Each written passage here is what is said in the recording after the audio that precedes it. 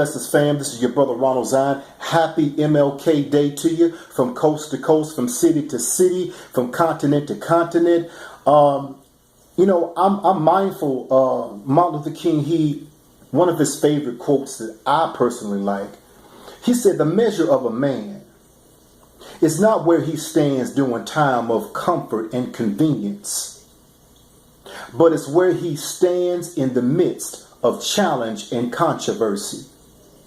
On this particular day, celebrating the birth of Martin Luther King, we have to ask ourselves, why in the world would God select him to grace the earth during the timeline that he graced the earth, and to leave a legacy that still fills the earth? He was a mover and shaker.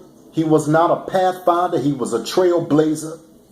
He wasn't before his time, but he was on time. In my personal belief, I believe that he was prophetic. I believe that he was a prophet in every sense of the word. But do we really understand him?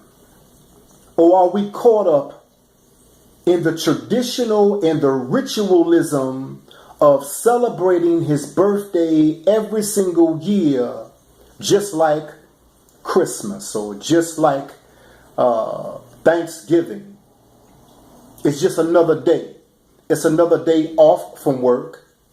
It's another day that I can participate or go see a parade and wave at everybody as they pass by. It's a day that I can go to a Martin Luther King celebration or speech and listen to a fiery sermon or a fiery message that moves the crowd and it gets us going. But then what?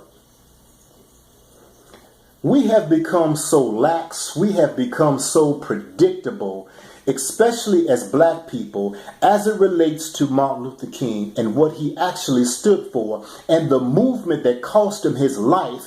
And he lived a life of challenge and controversy, just like Christ.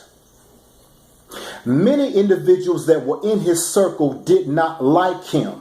As a matter of fact, there were many preachers like him. Many preachers that did not support him. Many preachers that shunned him. Many preachers that rejected him and dejected him. Many preachers that scandalized his name and attempted to assassinate his character before the bullet assassinated his body. Do we really understand the man?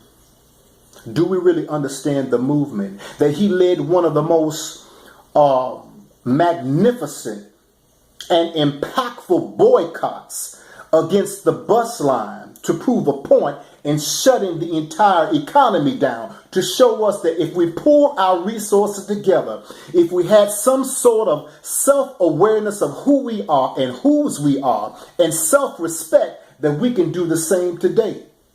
But what are we doing? So we got the day off. Still got to go back to work tomorrow. Why don't we have our own jobs? Why don't we have our own industries? Why don't we have our own schools? And this is not in a sense of promoting segregation, but rather self-determination. When I look at the life of King, he's more than just a man who had a dream. He walked it out. He lived it. So why are we still dreaming rather than walking it out? Holding ourselves responsible and accountable for ourselves, for our communities, rather than celebrating King another year, and then another year, and then another year. But our communities and our mentality is still the same. Are we truly celebrating him? Are we truly reverencing him? I don't think so. Something to think about, fam. Peace Blessings. Love you to life. Hit me up on my website, www.zionpoeticpress.com. That's zionpoeticpress.com. Peace to you.